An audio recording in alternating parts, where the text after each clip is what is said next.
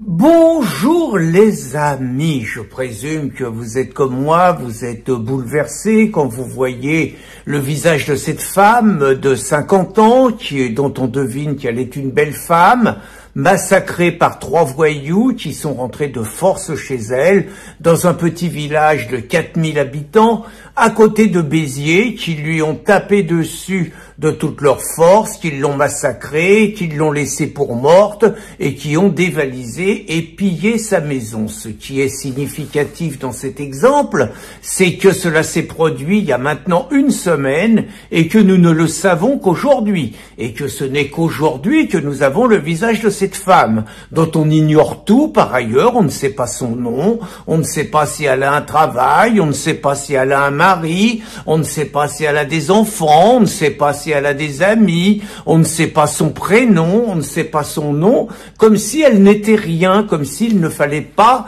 quelque part l'humaniser. Vous voyez, ce qui fait penser un petit peu au sort qui était arrivé à Meghan, donc dans la région du Nord, où c'est pareil, femme massacrée par un migrant, violée avec un manche à balai. Il avait fallu des semaines pour qu'on sache d'abord si elle survivrait et si elle avait un nom, un prénom, vous voyez. Et bon, cette femme donc de 50 ans a la chance d'être encore vivante. On ne sait pas dans quel état elle continuera à vivre, dans quel état mental, dans quel état physique. Quand on voit l'état de son visage, on ne sait pas s'il n'y aura pas des séquelles au cerveau, on ne sait pas si elle souffrira pas toute sa vie de douleur, si elle pourra manger encore normalement. Enfin, vous voyez des petits détails quand même de la vie quotidienne dont se foutent carrément les journalistes, dont se foutent carrément les politicards et dont se foutent encore plus royalement les féministes.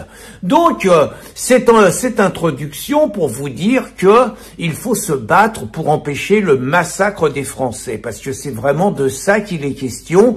Tous les jours, vous avez des faits divers nouveaux. Vous avez eu Thomas il y a 15 jours, 3 semaines, même maintenant. Vous avez eu Thomas, vous avez eu ces 2 vieux messieurs, ce couple de 73 ans, ce vieux monsieur de 86 ans, ce touriste allemand massacré dans les rues de Paris. Bon, vous avez une accumulation, sans parler de ce qu'on ne sait pas, de ce qu'on nous cache et tout. Bref, il y a une multiplication. Tous les Français sont en danger, y compris pas seulement dans les grandes villes. Et c'est donc pour ça que je vous appelle un petit peu, alors pas moi tout seul, mais à vous manifester, puisque ce régime a décidé, contre toutes les lois, contre toute la Constitution, de nous interdire à nous les patriotes d'occuper la rue.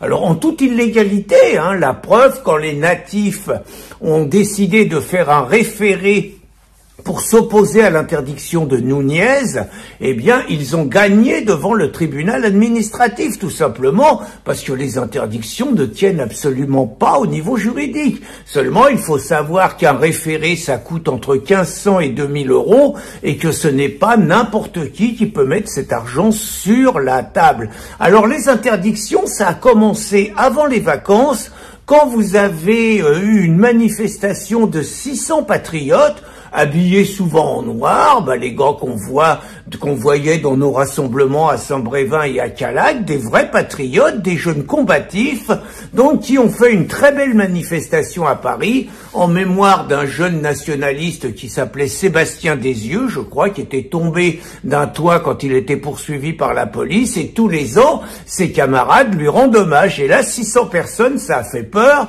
La gauche a commencé à moucharder au retour du nazisme dans les rues de Paris, et naturellement, Darmanin a pondu une circulaire interdisant au préfet d'autoriser n'importe quel rassemblement susceptible de provoquer la haine. Vous voyez un peu l'imposture, et on a commencé à voir des rassemblements de l'Action française interdits. Ils ont gagné un référé. On a vu nos amis de Place d'Armes se voir interdire de manifester et en plus se faire verbaliser de 135 € par des flics particulièrement zélés. On a vu nos amis de l'Iliade, Jean-Yves Le Gallou, qui voulaient rendre hommage à Dominique Vénère, qui s'était suicidé il y a 10 ans dans un lieu privé, se faire interdire une réunion dans un lieu privé. Là aussi, ça se termine au tribunal. Mais en attendant, l'initiative a été annulée. On a vu également la grotesque dissolution de Civitas, la grotesque dissolution de l'Alvarium, les grotesques dissolutions de nombre de petits groupes patriotes, c'est-à-dire que Darmanin, alors que les islamistes, les racailles et les gauchistes sèment la terreur dans toutes les villes de France, Darmanin frappe la seule mouvance qui redresse la tête. On a vu ces gamins qui ont été manifestés à Romans après la mort de Thomas, crime raciste que le gouvernement ne veut pas reconnaître, comme le gouvernement refusait de donner les prénoms des assassins, sachant que c'était tous des meuzes. Donc, on a vu ces gamins qui n'ont absolument commis aucune violence, au contraire, c'est l'un d'entre eux qui a été lynché. On a donc vu ce régime mettre en prison pour de longs mois, entre 6 mois et 10 mois, 6 gamins qui n'avaient rien fait d'autre que d'exprimer leur colère à Romans et d'exprimer un hommage à Thomas. Donc c'est clair que c'est la cible, nous sommes la cible de ce régime. C'est pour ça qu'il faut apprécier toutes les initiatives dont je vous ai mis la liste, il y en a pour l'instant 5 ou 6 d'annoncés, vous avez tout, vous avez Reims, vous avez Nantes, vous avez La Roche-sur-Yon, bon, je vous les ai toutes mises, et il y en a d'autres qui sont en train de se mettre en place. Vraiment, je vous encourage, si vous êtes présent dans le coin, je vous demande pas de faire 200, 500 kilomètres, mais si vous êtes présent dans le coin, je crois vraiment qu'il faut descendre dans la rue. La réussite de l'initiative des natifs à Paris les a rendus fous. Les journalistes se sont sentis obligés d'inventer des mouvements, des gestes nazis qui n'existaient que dans leurs fantasmes. Ça s'est très très bien passé. Les mots d'ordre étaient parfaits. Réellement, Lola hier, Thomas aujourd'hui, Français réveille-toi. Les racailles en prison, les clandestins dans l'avion et la France aux Français. Moi, très franchement, c'était des mots d'ordre absolument remarquables. Donc, je vous invite réellement à regarder ces dates. Je vous dis que je serai dans l'un d'entre eux. Je reste discret pour l'instant, mais je serai dans l'un d'entre eux et je vous encourage à participer à tous les rassemblements qui se mettront en place pour empêcher le massacre des Français, qui est aussi de plus en plus celui des Françaises. Bonne journée les amis!